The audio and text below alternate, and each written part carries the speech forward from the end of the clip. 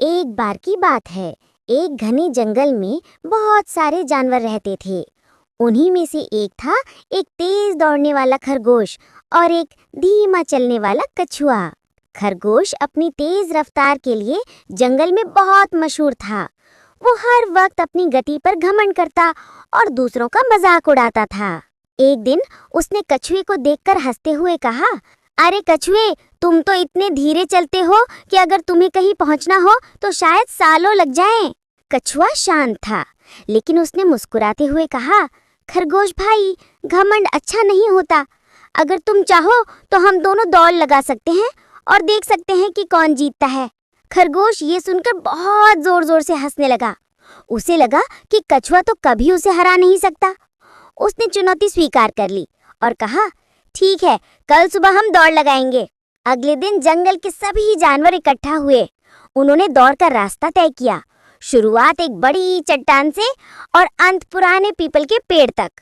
सबने उत्साह से तालियां बजाईं और दौड़ शुरू हुई। जैसे ही दौड़ शुरू हुई, खरगोश बिजली की तरह भागा और कुछ ही पलों में बहुत आगे निकल गया। कछुआ धीरे धीरे अपने छोटे कदमों से चलता रहा। खरगोश ने पीछे मुड़कर देखा तो कछुआ बहुत पीछे था। उसने सोचा, कछुए को यहाँ तक आने में बहुत देर लगेगी, तब तक मैं थोड़ा आराम कर लेता हूँ। वो एक पेड़ के नीचे बैठ गया और आराम करने लगा। थोड़ी देर में उसे नींद आ गई और वो गहरी नींद में सो गया। उधर कछुआ बिना रुके धीरे धीरे आगे बढ़ता रहा। उसे पता था कि उसकी गति धीमी है, लेकिन वो ये भी जानता था कि लगातार चलते रहना ही सफलता की कुंजी है। वो चलता गया और अंत में उस जगह पहुंच गया जहां खरगोश सो रहा था। कछुए ने बिना रुके आगे बढ़ना जारी रखा और आखिरकार फिनिश लाइन पार कर ली।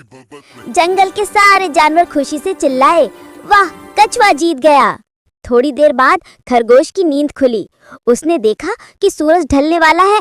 वो घबरा कर दौड़ा, लेकिन तब तक बहुत देर हो चुकी थी। कछुआ जीत चुका था।